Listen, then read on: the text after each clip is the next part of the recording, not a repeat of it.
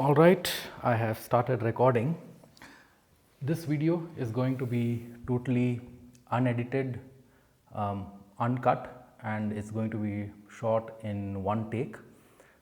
No camera gimmicks or editing gimmicks to cover for me for this one.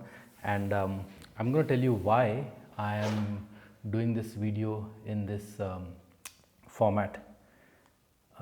Before that, let me take you back to my childhood um, to tell you how things were. One part of it. As an adolescent, I developed this condition of stammering or stuttering, and progressively it got worse. It got worse to the point where I didn't want to talk to anyone. I didn't want to. I don't want anyone to talk to me, because when we have a conversation, people will ask me questions, and I have to answer. Like, I'm hoping that the class teacher doesn't ask me to stand up and say an answer, or even on social settings with family and friends.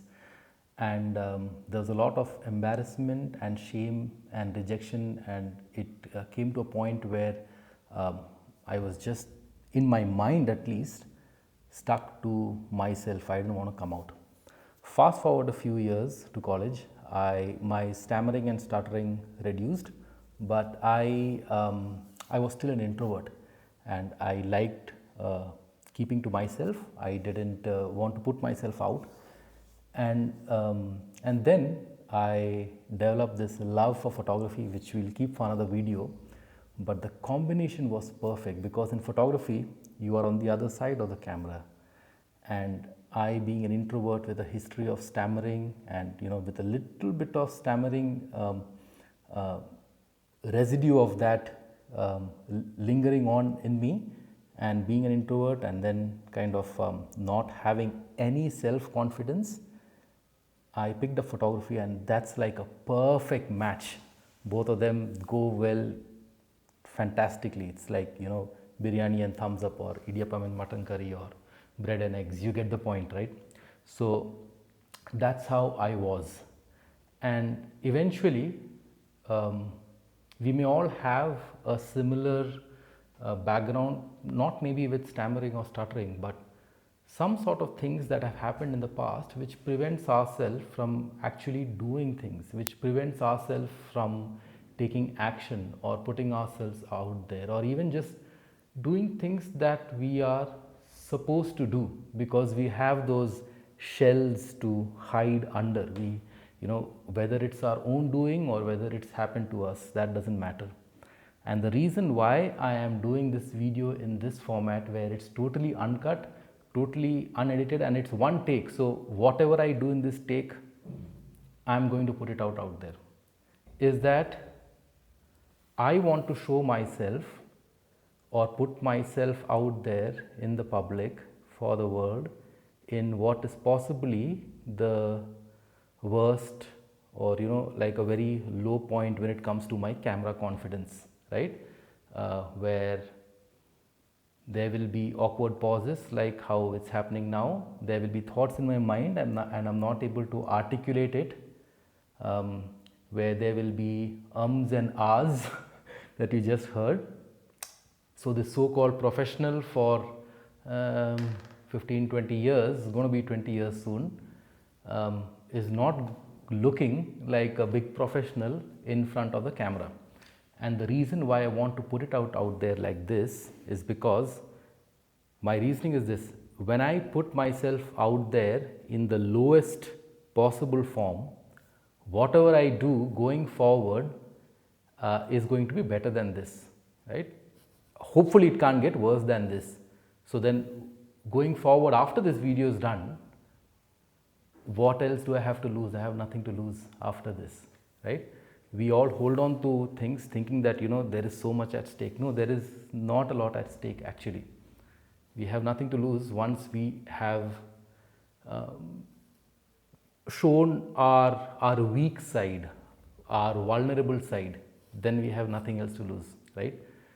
It's actually very empowering. And what I would like to also share is that if there's any takeaway from this video, is that I'm not Obviously I'm not trying to um, tell you to make a video, right? I'm not telling you to come in front of the camera, but in whatever creative endeavor we do, this channel is about the creative life in photography and just kind of understanding meaning. Whatever we do, there are these roadblocks and barriers. Let me just take you back to my school life one more time.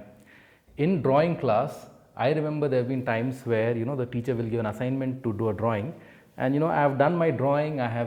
Um, I've kept it ready, and teacher's doing the rounds in the class, and I have it in front of me, and as she's walking towards me, I know that I've messed it up, right? The drawing's not good.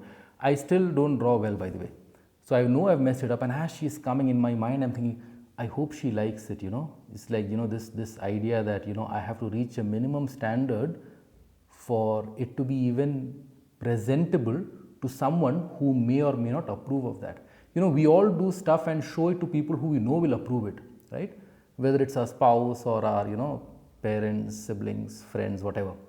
But when it comes to strangers, or when it comes to people who are not close to us, we have this minimum standard in our mind that, hey, for me to put it out, unless it is this, they won't approve, and therefore I won't do it, right? So in art class, I've been scared where I'm just hoping in my mind that she kind of somehow approves of my drawing, right?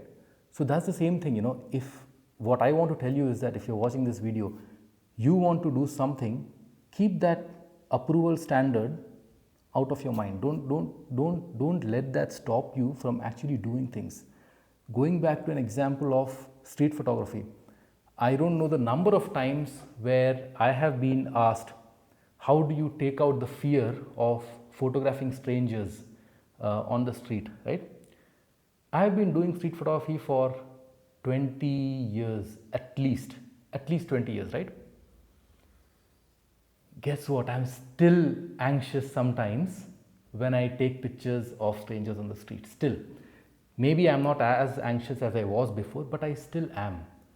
So what if these things, when it comes to doing things and kind of having any creative endeavor, what if the way it is structured is that beyond a certain point we won't lose the fear? What if that is part of the process, right? We don't even consider that, right? So that is what I wanted to leave with you today. As I said, this is totally uncut, and these are my notes, not polished. So I'm really sorry if this video is awkward. I'm not going to put any music in this as well. What you're going to see is from the point I start recording to the point that I click stop record in my camera. So yeah, this concept applies to everything, and its vulnerability is a good exercise because that helps us grow. Yesterday in church, one of my friends, what he shared was that growth is nothing but where you are now compared to where you were before, right? It's not where you are now compared to what other people or where other people are now. That's what social media kind of feeds to our mind, but that's not how life works. And yeah, thank you for bearing with me. I haven't turned the screen towards me, so I have no idea how long we have been recording, but I am going to post this. And thank you for being with me. What I wanted to share is, as we come to an end, in my raw, unfiltered, unedited, uncut, vulnerable, weak, unprofessional, unpolished video, is that sometimes this is a quote by the great Elizabeth Elliot. What she shared is, sometimes fear does not subside and we must choose to do it afraid. Sometimes fear does not subside and yet we have to choose to do it afraid.